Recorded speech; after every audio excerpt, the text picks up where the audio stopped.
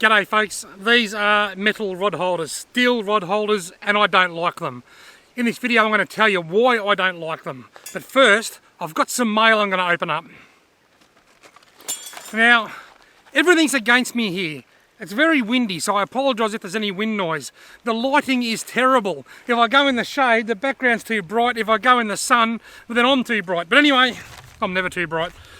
I really want to film this today because this has been sitting on my bench for too long.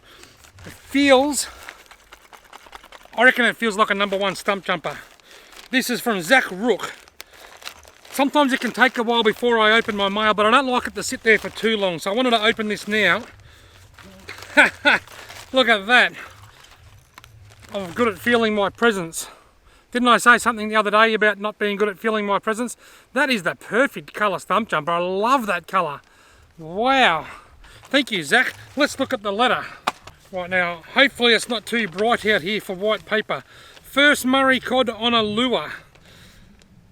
A Jackall spinnerbait, red and black, 54 centimetres. Wow.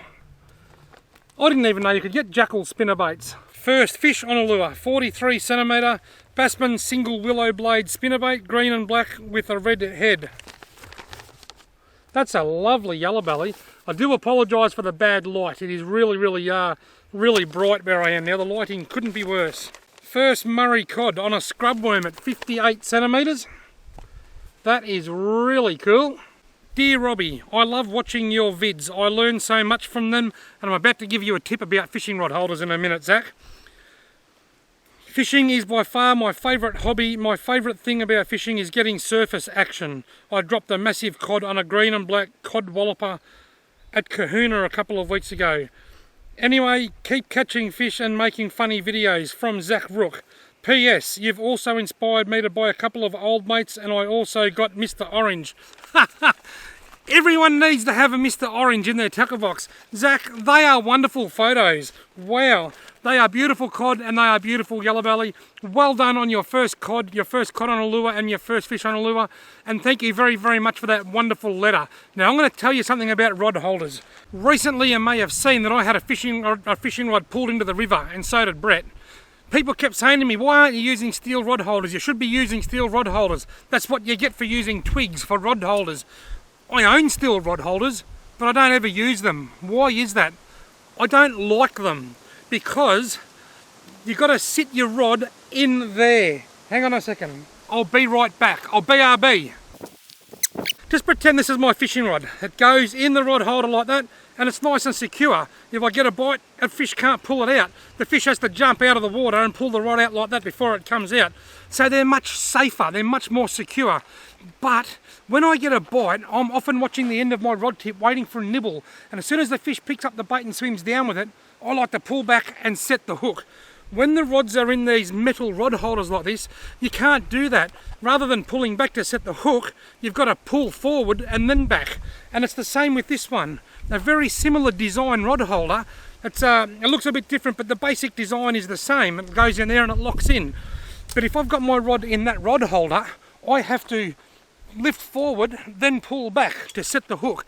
Even though I'm only lifting the rod forward a matter of 2 or 3 inches or 10 centimetres or so, that 10 centimetres can put quite a lot of slack in the line, and if that fish has just picked up that bait and is swimming with the bait in its mouth, that little bit of slack will be just enough for the fish to drop the hook and drop the bait, and then I'll miss the fish. So I love the finesse fishing. I sit there with my rods leaning on my fork-shaped sticks, or my new steel rod holder that was made for me by Simon Humphrey and his son Riley recently. That's a ripper because that works on the same basis as a fork-shaped stick, in that I can just pull straight back, and that's why I've been using it, because it's practical. These have their place. These are good for people that like to set and forget. Put their rods in and then sit back around the campfire and wait till they hear their bells. If a big fish like a cod comes and grabs the bait, hooks itself, these are fine. They'll save your rods from getting pulled in the water, and you can go and grab your rod and reel the fish in. But if you're like me and you like to sit there and wait for a nibble, these can be horribly frustrating.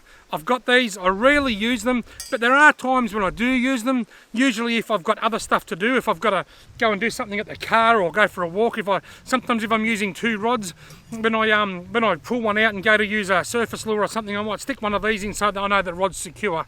But when I'm sitting there just watching my rods waiting for a nibble, I'd prefer the fork-shaped sticks, or my Simon Humphrey and Riley Humphrey fishing rod holder with the Brett Corker 2000 safety lanyard. I prefer them much better than these. These are good, they're practical, but they're not suited to my type of fishing, and that's why I prefer fork-shaped sticks.